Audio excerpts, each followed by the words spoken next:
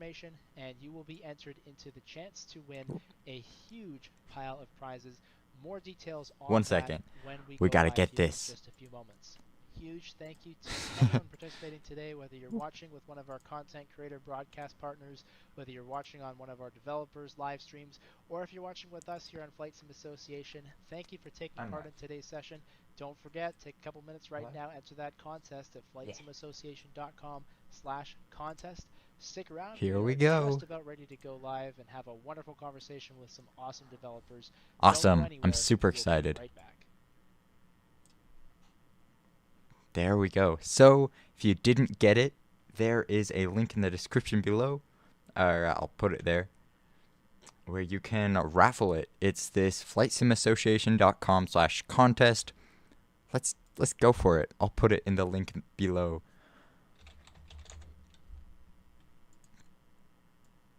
Oh, so much typing.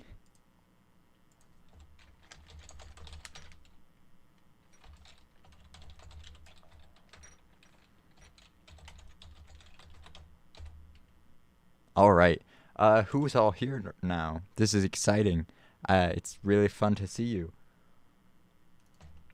Let's see. I gotta go back here. Figure this out. It's always a fun time. All right.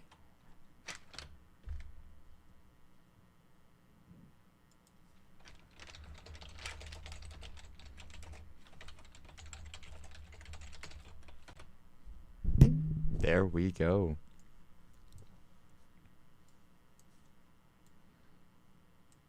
All right.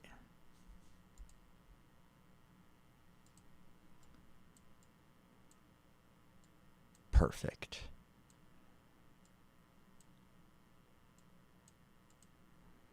So how is everyone doing now? We'll put it even more zoomed in. There are a few minutes until this starts. It's weird talking with headphones. I can hear myself. It's weird. But we're just getting started. Gotta make this screen bigger. I just made it too big. It's a process. I gotta make it fit just right, right? You will notice there's actually a prize given by me. I'll flex it some more later. But but there are two of these flap panels that are going to be given away by me. So if you want to win them, there's both the Flight Sim Association webinar that if you go to the link in the description below, or at this side over here, you can make a raffle. Let's see. It opens up at certain times, and don't enter more than twice or you'll get disqualified. But yeah, it's pretty epic. So yeah, I'm gonna do mine right now. Next. Ooh, let's see.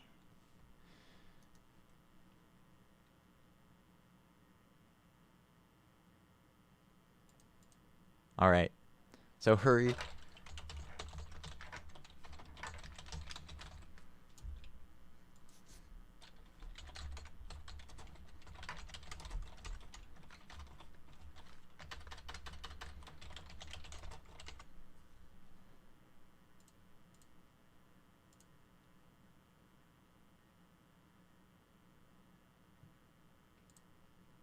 All right, we just applied. This is just like scholarships. You do a bunch of random stuff to get goodies, I guess. I don't know.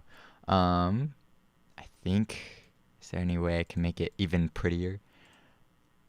Hello, everybody, and there we go. To our Flight Simulation Association it started. Community panel discussion on Flight Sim. Nice. Who's all here? We'll have a chat. Oh, hey, it's Captain Blizzard. Video on X-Plane Movie Flight helped a lot. Awesome. Yeah, that video is fun. Can you all hear me and Phil? people like Or not Anthony, Phil, Moose, Evan. Maurice, Trevor, Sergio. Hi guys, thank you so much for supporting and being part of today's presentation. Chewy was supposed to be part of it as well, but unfortunately he got his third COVID booster, which maybe that's probably a good thing, and he was feeling a little bit under the weather today, so unable to join us, but I'm sure he'll be watching along at the very least. What we're doing today over the next roughly 90 minutes is helping to bring the community together and giving us these opportunities to connect with developers. Developers are great about chatting on the forums and answering your questions, but we thought let's give people the opportunity to see faces and really get a sense as to what gives these people the drive and the passion that keeps them developing these amazing, amazing add-ons for us every day. So we're going to start off with some open discussion on a couple of questions that were sent in by content creators from around the community. That'll be about 30 or 45 minutes. Following that, we'll do our first of 2 prize draws. We have like 20 plus prizes to give away today. Developers have been incredibly generous, so a big thank you to them for doing that, and I'll talk more about how you can enter that in just a second. Then we'll go back to the panel, another 30, 45 minutes worth of Q&A, That didn't again work. with questions sent in creators who have basically polled their community and said, hey, what are you interested in? What do you want to be able to sort of chat with us about? Welcome to the chat, And we'll answer Captain those Blizzard. questions, and then following that, I'll be back to do another prize draw as we wrap up the afternoon about 90.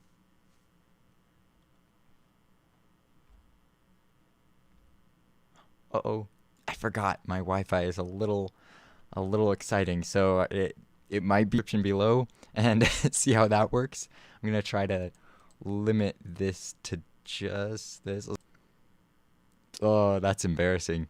Let's see. But yeah, so this is the restream of the Flight Sim Association. FlightSimAssociation.com/contest. So and we'll right be now back there's to announce the winners of the first round in a couple of minutes as well. We'll have the second opportunity for everybody to participate as well. Now, please, if you're watching this, maybe not with one of those content creators I mentioned, but maybe you're hanging out on our YouTube channel on FSA, you're watching with FSElite, with Orbx, or with any of the other folks who are helping us simulcast this, maybe you're listening on Sky Blue Radio, we want this to be a social experience for people, and we hope that the conversation doesn't just end at the end of today. So this is a great time to grab a group of friends. If you're part of a virtual airline, or you have a TeamSpeak or a Discord community that you fly in, grab some people, have them watch with you, and hopefully this can be the start of a conversation that you guys have. This is all about bringing the community together and giving us a chance to hang out as we wrap up the year and head into a festive holiday season. Now, we love feedback here at Flight Sim Association, so I'll tell you, because there's like 30 places that this is being simulcast, obviously we can't watch all of those places at the same time, but there's 2 places that if you have any suggestions, feedback, ideas that you want to share with us as we keep this cross-community panel discussion going, or if you'd like to be involved in the next one as a panelist or as one of the broadcast partners who help to spread the word, I'll tell you the places that you can go to share that with us. The first place is on our YouTube channel, so that's Flight Sim Expo. Search Flight Sim Expo on YouTube, or go to youtube.com/Flight Sim Expo, and on that channel you'll be able to leave us a comment. So if you have an idea, something you'd love to pass our way, that's a good place to do it. And similarly, the other place of course is on our website. So if you're watching as a first officer on Flight Sim Association, send in your feedback to me, and of course if you're a captain, huge thank you for the support and helping keep our website going. And of course you have access to our live chat. I'll be watching that once I send the panel on its way here in just a couple of moments. If you have any thoughts, feedback, we'd love for you to share that with us. And that is pretty much my introduction, so make sure if you haven't done it, now is your chance to enter that contest for some of the prizes that you can see playing on the screen behind me. I'm going to hand things over to the panel here. This is moderated by Calum from FSElite, who is one of the news communities that help keep us all in the loop when it comes to what's happening in the world. So he has the tough job of keeping all of these developers on track today over the next 90 minutes. I'll be back with you in about 30 or 45 minutes as we announce our first set of prize winners, but for now, let me send things over to Calum and the Flight Simulation Association Cross Community Panel. Calum, all right, over I'm to excited. It looks like we have Captain Blizzard, and so welcome everyone to the stream. Panel. As Evan said, my name is Calum from the FSElite team, and I have the sincere pleasure of moderating today's panel all about Flight Sim add-on development. and I'm joined with a fantastic panel, and we are going to dive straight in with some introductions because there are some familiar faces and maybe some faces that some of you haven't seen before. So we're going to start with Nick from FlightFX. So if we could go around the room and if you could give a quick introduction about who you are, what developer you're with, and also what you're representing on today's panel discussion. So Nick, if we can start with you, that would be great. Yeah, absolutely. First of all, thanks Oh everybody yeah, they put a for place having for us. My me. name is Nick That's from so kind of FlightFX. them. We are a scenery and aircraft design shop, currently focusing on products for the everyday consumer and those who really try and maximize their flight sim experience within a Microsoft Flight Simulator 2020. There we go. Welcome. Thank you very much, Nick. Mir, if we could head over to you now. Hi there. My name is Mir from Flightbeam. Thank you everyone for joining. Wait, do we still have this? Obviously, I started Flightbeam back in 2010. It's one of It's these. been 11 years, 11 good years. Thank you to our customers. And we have started with one product, and now we're at 24. Is it so this? We're really proud of that, and really glad to be on here to have some good discussions. Which one is it? Fantastic. Thank you very much for joining There us we and taking go. the time. Elijah, if we could hear from you now, that'd be great. G'day everyone, I'm Elijah from NZA Simulations. We're a scenery development team based all around the world, but mainly in New Zealand and Australia, as per our namesake. So I myself am a developer there, as well as one of the co-founders, and we're just trying to bring you some of the best scenery that we possibly can at the moment in Flight Simulator 2020. And awesome to be here. Thanks, Calum. Excellent. Thank you very much. Ed, if we could now head over to you. Hi, yeah, my name's Ed Correa, and I'm the head of the partners at Orbx.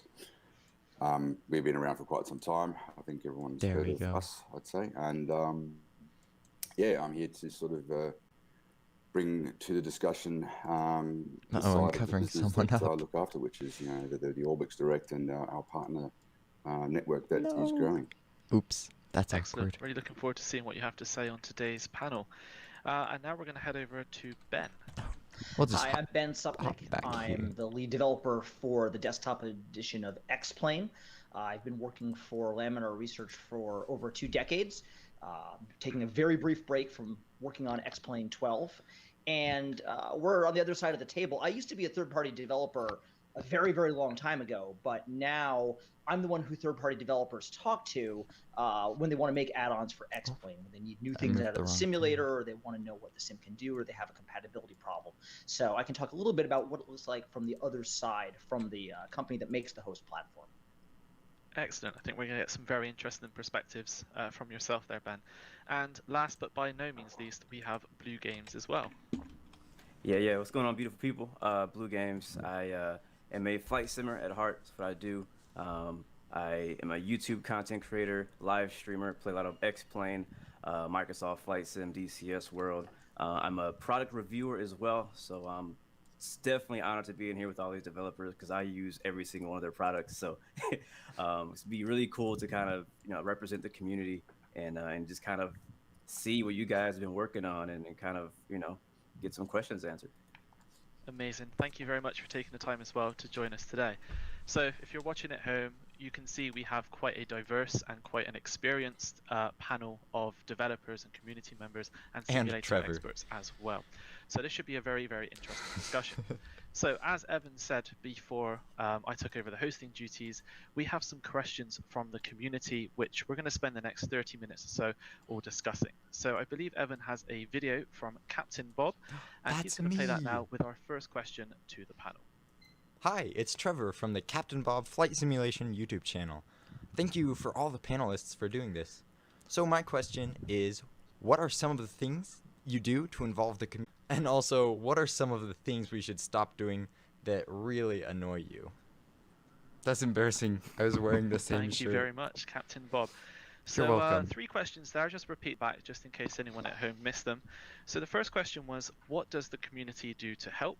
What are some of the things that we should stop doing that kind of annoy us? And also, what are some of the things that the community do to help with add-on development? So Nick from FlightFX, if we could start with you, let's get this discussion rolling. And then if anyone else wants to jump in with any of their own thoughts, then please feel free to do so. Yeah, no, I appreciate it. We have kind of an interesting perspective, I guess, especially on the last part of that question. Probably because out of everybody that's here, we're probably one of the, I guess, noobs.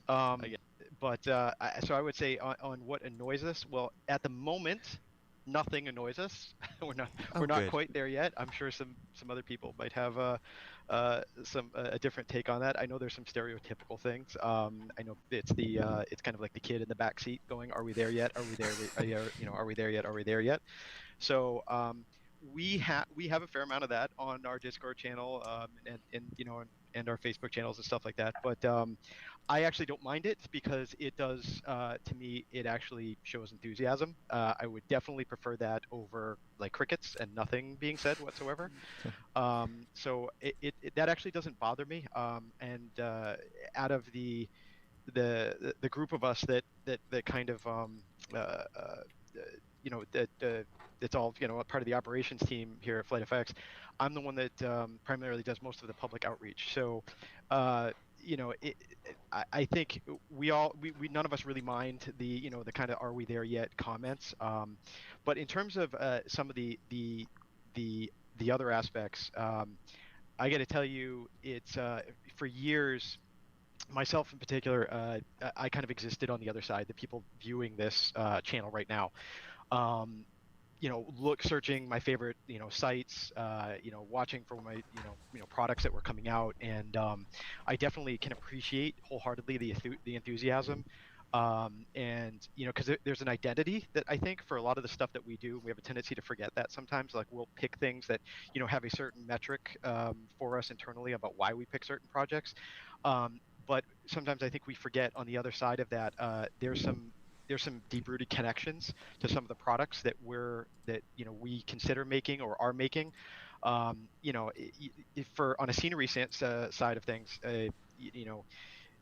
you happen to pick an airport that somebody did all their flight training at, or somebody worked at, et cetera, et cetera, et cetera. You're touching on a nerve with people that you're really hitting a deep-rooted connection that they have to that product that you're building. And that eventually turns into, it can yield benefits where we have offers a lot of times from people that want to help, hey, I'll take pictures and stuff like that, and they really want to like sort of dive in and help. And sometimes I know myself, for the projects that we've been working on, we've had offers of help where I almost feel bad sometimes saying like, hey, do you mind going out and getting this picture or whatever? Because here we are doing something that's technically for profit, and these people are so in love with what it is that you're making for them that they're willing to get in their car, sometimes commit criminal offenses like run on airports and take pictures and stuff like that to kind of help you out, and you almost feel guilty asking for help. And then there's times when it sort of unfolds and it really helps you out. And like to give you a brief story, we were Tom Livings and I, who's another member, he's one of the other partners here at FlightFX.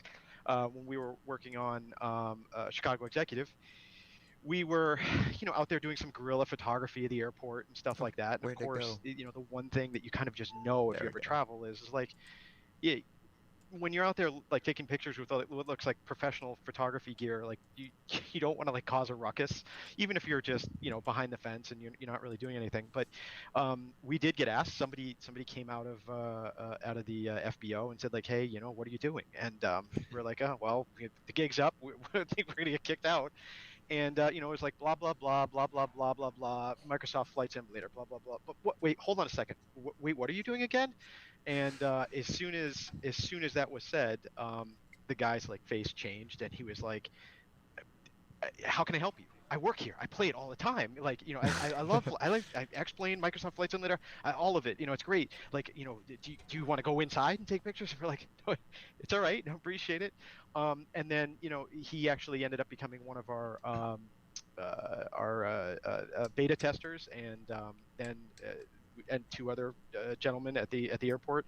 I don't want to name their names. I don't want to get them in trouble, but they ended up becoming beta testers, and they actually ended up providing us with some photography for some things that we missed, things that were deep into the airfield that you couldn't really get, and helping us straighten out taxiways and stuff like that. So it runs the gamut. I think if I were to identify the most frustrating thing, though, that from the experience, I would say, and I think this is probably, I don't want to speak for everybody, but I can say this is probably a thing for all of us, is that when you're doing something for a closed platform like Xbox, I think it's a little easier because you can't really mod it and you can't really screw it up, and you're not dealing with a whole bunch of unknowns. When you're doing something for a computer, there's literally thousands of variables, and so when somebody comes to you with a problem, it's hard to fix sometimes, or it's hard to sometimes calm them, because they will come on and they'll be like, this is wrong, it's your fault, I know it is. And I know with me, the approach that I've taken is I've actually called, like gotten on the phone and done video calls with several of our customers and worked through and solved things that in the end literally had nothing to do with our scenery. There was add-on issues or things in the community folder, and I know people sort of get that now that they're watching the boards and stuff, but I would say maybe that might be the most frustrating thing. But at the end, I don't mind it. The more active our forum is, it means that we're headed in the right direction. So does anyone else here feel those same frustrations that Nick's kind of describing?